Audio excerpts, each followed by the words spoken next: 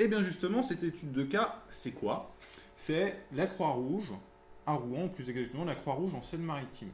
Comment est-ce que la Croix-Rouge en Seine-Maritime pourrait utiliser Facebook efficacement pour pouvoir répondre à des objectifs, à ces objectifs? Donc on va déterminer quels peuvent être les objectifs de la Croix-Rouge. On va déterminer qu'est-ce qu'il faut faire effectivement quand on est la Croix-Rouge pour pouvoir se positionner. Comment est-ce qu'il va falloir intégrer de nouvelles compétences auprès de bénévoles. Donc on va voir vraiment tous les points essentiels pour mettre le projet sur les rails. Donc j'ai voulu choisir pour le coup un projet qui soit pas un projet marchand.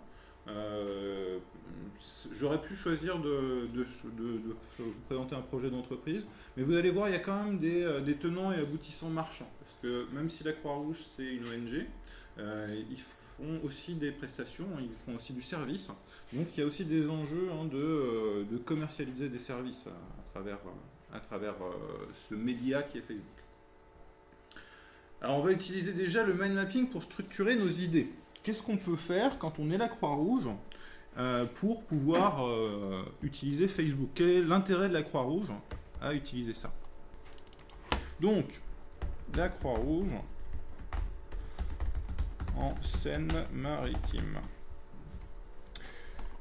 Alors, quand on est la Croix-Rouge, quels sont les objectifs qu'on peut avoir sur les réseaux sociaux? Donc là, c'est une question ouverte. D'après vous, qu'est-ce qu'on peut faire là-dessus? Quel est l'intérêt de l'association? Ok, la communication. La communication, c'est vague, quoi. La communication pour des campagnes comme le don du sang. Ok, campagne. Alors la Croix-Rouge ne fait pas de don du sang. Donc, je vais vous présenter un petit peu ce que fait la Croix-Rouge en 2 mots, quoi. La Croix-Rouge, qu'est-ce qu'ils font? Ils font du SAMU social, c'est-à-dire qu'il y a des gens qui tournent dans la ville pour pouvoir apporter de la bouffe et des couvertures aux personnes qui sont sans domicile. Ils discutent avec les personnes dans la rue pour apporter aussi de l'échange, de la socialisation à des gens qui n'ont absolument rien. Ils vont aussi faire de la lutte contre l'illettrisme, de l'intégration sociale par rapport à ça. Ils travaillent aussi sur de la formation. Typiquement, il y a tout un ensemble de formations qui sont obligatoires quand on veut être prof. Notamment, il faut avoir son niveau de base de secourisme. Donc, ils font des formations pour le secourisme. C'est aussi des formations qui sont obligatoires dans le cadre d'entreprises, dans ce qu'on appelle les CHS, Comité Hygiène et Sécurité. Les membres du CHS doivent avoir, pareil, un niveau de base en intervention, de manière à faire les gestes qui sauvent, quoi. Genre position latérale de survie, ce genre de trucs-là. Ça peut être utile si vous avez quelqu'un qui fait un coma éthylique, c'est des gestes qui sauvent. Donc, intéressez-vous à ces gestes. Donc typiquement, la Croix-Rouge fait ça, et ça, ils le commercialisent. Donc, ils ont ça, mais ils ont aussi potentiellement non, je vais pas répondre à la question, j'ai essayé. Donc voilà grosso modo ce qu'ils font, en tout cas à l'échelle de la Seine-Maritime. Ils font plein d'autres choses à l'échelle globale, mais à l'échelle locale, ils font ça. Alors du coup, quels sont les enjeux? Je répète, sur quoi ils vont essayer de communiquer?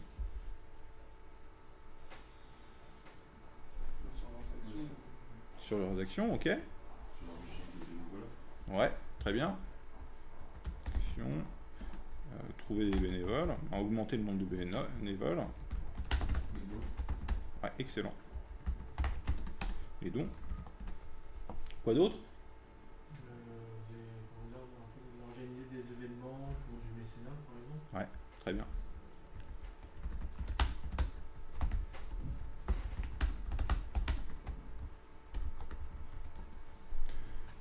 Communiquer aussi sur l'organisation d'une action pour permettre aux bénévoles de se rejoindre à certains endroits.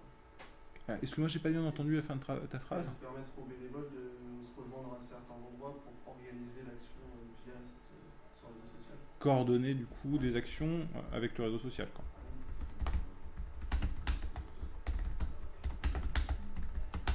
Ok. Vous voyez autre chose? Une chose importante pour les ONG, pour les associations par rapport auxquelles vous n'avez pas forcément identifié. Il y a l'actualité, tout à fait. Hop. les associations globalement ont des valeurs qui sont importantes, et donc communiquer aussi sur les valeurs, ça fait partie du cœur de la communication d'une association. Pourquoi est-ce qu'on fait ça? Pourquoi est-ce que vous avez intérêt aussi à faire du bénévolat? Pourquoi est-ce que vous avez intérêt... donc tout un ensemble de valeurs, de messages essentiels qui sont liés à ces valeurs à diffuser dans la société. C'est pour le coup un peu plus politique, mais ça fait aussi partie des éléments de communication d'une association. Donc communiquer sur les valeurs. On a à peu près tout. Et donc, ça, c'est l'ensemble des problématiques de communication. Donc ça, c'est plutôt pas mal. Donc la question maintenant, c'est la mise en œuvre de cette communication. D'après vous, qu'est-ce qu'il faut mettre en œuvre pour réussir une communication sur Facebook? Alors, deux personnes qui parlent en même temps, on va honneur aux dames. Créer un événement sur Facebook. Ok. Donc mise en œuvre, communication, hop là, création d'événements. Donc vas-y. Je pensais que la page, il faut qu'elle soit active. Ouais. Alors, faut pas qu'elle se stoppe pendant un moment, il faut qu'elle reste active et constante.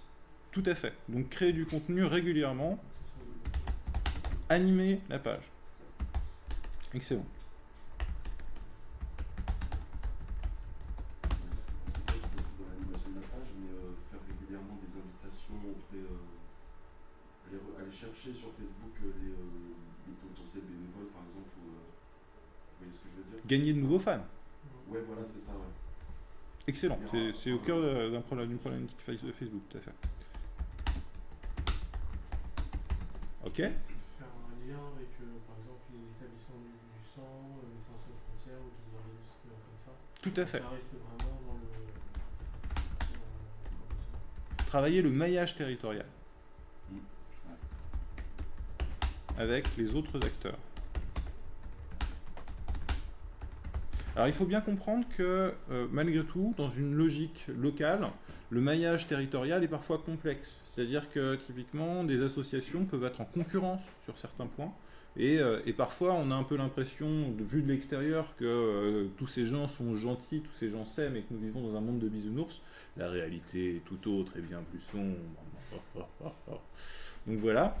Mais effectivement, c'est très intéressant quand même de comprendre ces enjeux de partenariat, ces enjeux de pouvoir qu'il peut y avoir, y compris à une échelle locale. Et bien entendu, c'est clair que pour gagner des fans, s'il y a déjà telle ou telle association qui n'est pas directement concurrente, mais avec qui on peut avoir des bonnes synergies, qui a déjà travaillé sur l'acquisition de fans, eh bien, il y a des bonnes synergies parce que le fan de telle ou telle association à but caritatif peut ressembler énormément aux fans de la Croix-Rouge. Donc il y a effectivement des choses très intéressantes à faire. Mais pas uniquement sur les associations.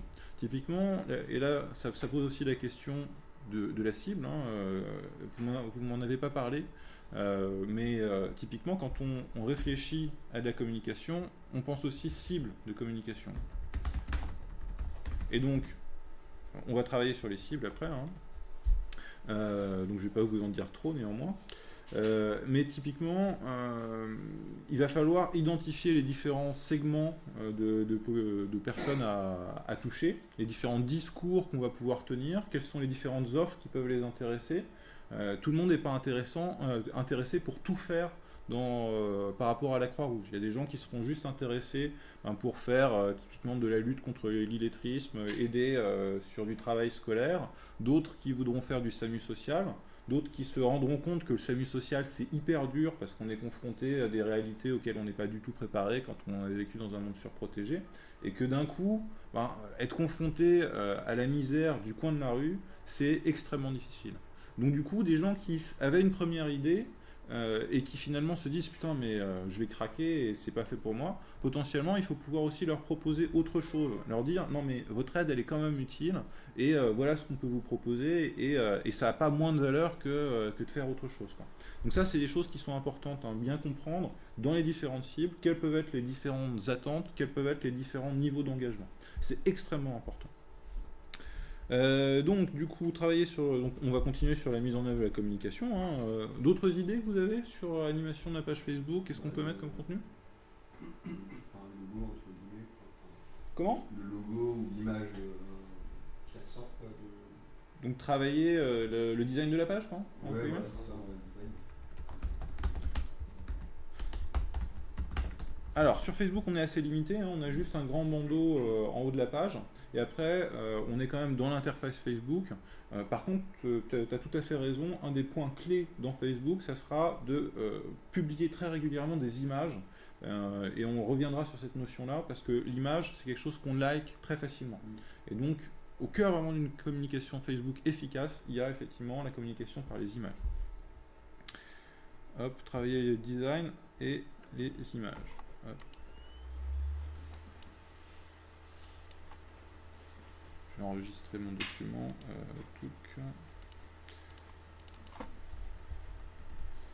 Université.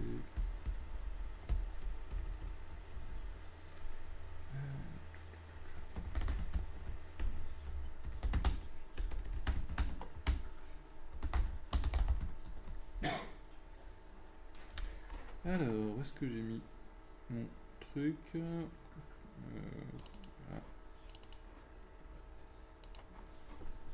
Donc, travailler le design de la page et les images, et la publication d'images. Ok. Autre chose? Il n'y a pas l'idée de développer une démarche participative par le sentiment d'appartenance. Excellent, tout à fait. Parce qu'au cœur de l'animation, il y a des gens.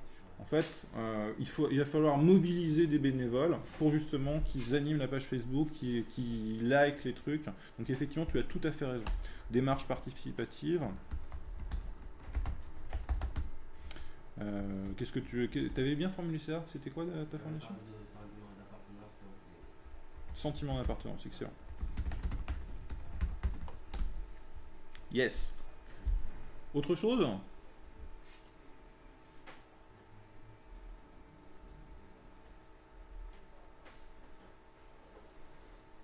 Non, là, ça y est, vous êtes à court d'idées. C'est très bien. Vous avez effectivement identifié beaucoup de choses qui sont très importantes.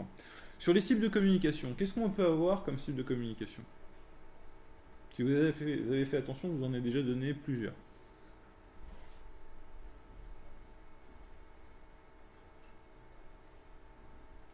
Enfin, vous pouvez expliquer qu'est-ce que c'est que la cible de communication? Dans le sens, c'est les acteurs qui vont participer à tout ça? Exactement, parce que dans ton projet, tu vois, il faut mobiliser les gens. Et donc, on va avoir plusieurs cibles différentes par rapport à plusieurs types de produits, plusieurs types d'actions, plusieurs types d'engagements. Et donc, la question, c'est comment est-ce qu'on va leur envoyer un message spécifique aux différentes cibles, dans des canaux spécifiques qui vont pouvoir les toucher, plutôt qu'essayer d'avoir un message globalisant qui va finalement toucher personne. Donc c'est ça en fait une cible de communication. Et on peut en avoir plusieurs, et je vous en ai déjà donné au moins deux très clairement. Les bénévoles, c'est une cible de communication. Ouais, c'est un peu vague les bénévoles, parce qu'il peut y avoir plusieurs types de bénévoles, mais c'est déjà une première approche. Genre les Bénévole. étudiants. Bénévole étudiant, ça commence à être plus précis.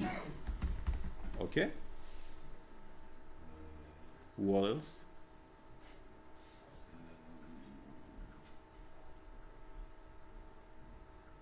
Est-ce que c'est possible la population en général? Enfin, parce que par exemple la Croix-Rouge, enfin les sociétés comme ça, enfin, des associations comme ça, peut-être qu'ils peuvent justement essayer de faire un message global pour essayer de communiquer sur ça. Par exemple, l'exemple avec Adriana 42 par exemple. Alors, il y a ça, mais ça c'est plutôt la Croix-Rouge au niveau national ou international. Là, ce qui va nous intéresser, c'est la Croix-Rouge au niveau local, la problématique de la Croix-Rouge en Seine-Maritime. Les politiques alors, les politiques. Ok, soutien politique, donc personnalité politique. C'est effectivement une cible. Au niveau du mécénat, attirer des entrepreneurs, même des grandes entreprises. Mécène hop, et sponsoring. Ok, très bien. Les personnes potentiellement dans la difficulté. Ok, c'est effectivement une cible, les personnes à accompagner.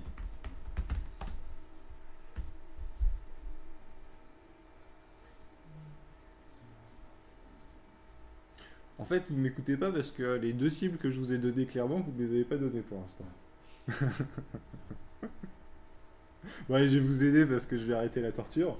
Donc, je vous ai parlé tout à l'heure des CHS, Comité Hygiène et Sécurité. Et je vous ai parlé aussi des futurs professeurs qui ont l'obligation de passer une formation de secouriste pour pouvoir valider en fait le CAPES, quoi. Tac tac. Donc futur prof.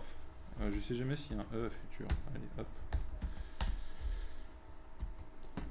Donc il y a d'autres cibles, mais déjà on va raisonner sur ces différentes cibles. Hop là. Donc là on est plutôt pas mal. On commence à voir la communication. Donc quel type d'action de communication on peut faire, quel type de communication, et la mise en œuvre de la communication sur Facebook. Alors maintenant je vais vous donner quelques éléments un peu plus concrets sur Facebook.